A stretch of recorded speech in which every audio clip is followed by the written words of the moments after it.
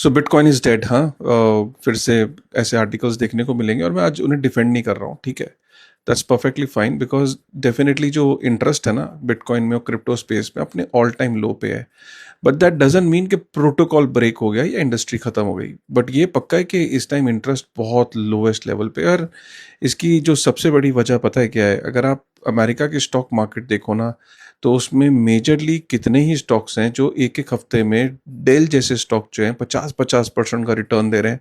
मतलब कई स्टॉक्स जो हैं हफ्ते के अंदर 100% का रिटर्न दे रहे हैं। S&P 500 अपना ऑल टाइम हाई बना रहा है।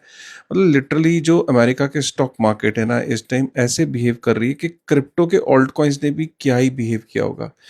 सो डेफिनेटली अटेंशन जो है ना सारी की सारी इस टाइम S&P 500 में है।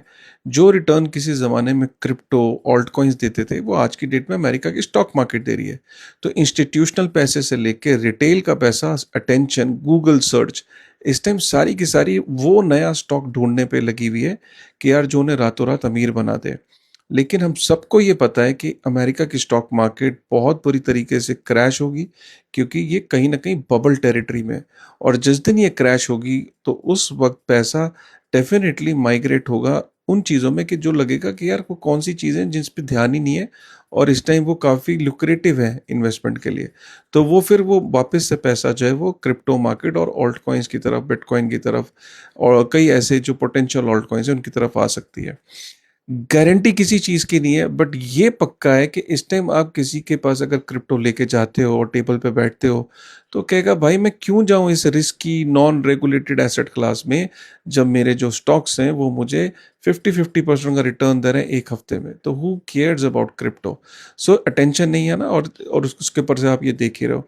और अभी जो रिसेंटली जो पैनिक अटैक हुआ है उसमें सीधी सी बात है, जियोपॉलिटिकल सिनेरियो क्या सुधर रहा है? नहीं सुधर रहा।